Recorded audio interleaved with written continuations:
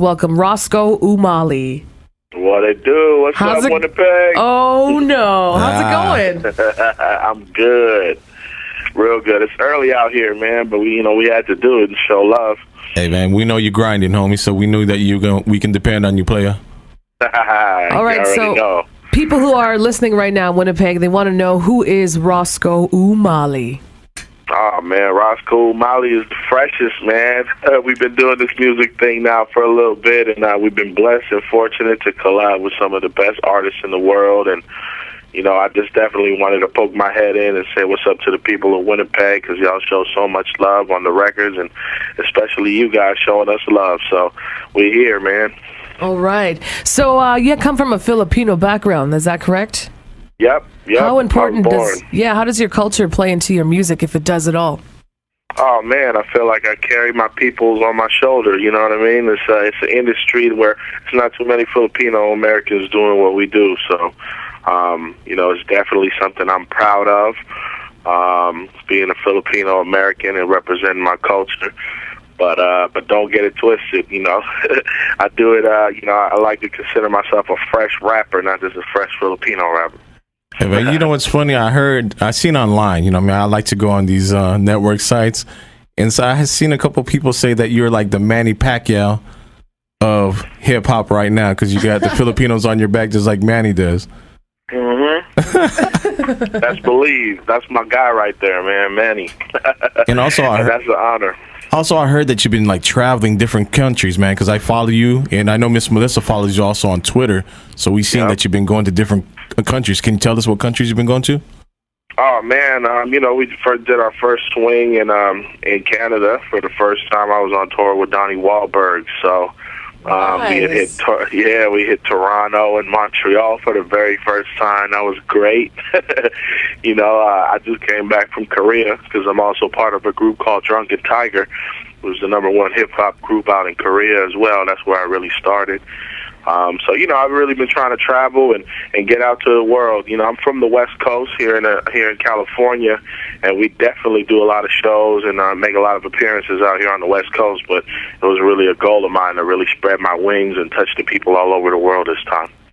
How did you get started with music? When did that start for you? It started ever since I was a kid. We were just, typical rapping on the, banging on the lunch tables and rapping at lunch with the homies. And, I got signed when I was a kid. We were in a group, a kid group. And I just loved it ever since then. I went off on my own, produced records, and then, just developed into a solo artist. And I'm still developing till this day. All right, man. You know what? I have to ask for Winnipeg. When are you coming out? See, you mentioned Montreal, you mentioned Toronto. Winnipeg, we want to know when you coming out here, player. Oh, man, it's all up to y'all when y'all want to bring me out there. Well, yeah, you should come in the summertime. On y'all. Hey, man, since you said we were chopping up with you before we got you on the air. You said you never seen snow. I can't believe that. You gotta come out here, homie, when it's snowing. You know what I mean? We got you, player. Oh, man, I never even seen it. The only time I see snow is on TV, man. My man said he only seen snow on a snow cone. Wow, that's the only time. So I'm kind of new booty to it, but hey, I'm always into checking out new things. Hey, man, last week we had Nump on the air. I think you and Nump should collaborate and come out here. Miss Melissa is feeling y'all's music, man. For sure. Yeah, man, Nump Trump, that's my boy right there. That's my Gorilla Pino brother. So, my Gorilla Pino brother from another mother, man. Look out for we done a lot of collaborations, man. So we got to definitely take it out there to good people of Canada. Who else have you collaborated with for your album? Oh, man, the list is so long. I think I'm the only rapper that's collaborated with Rakim on one end of the spectrum and Donnie Wahlberg and Aubrey O'Day on the other end of the spectrum. So we've been super fortunate. The very first record that really broke us on the radio and nationwide and, gave us some worldwide acclaim was the record with me and Bobby Valentino and E40 called Live It Up.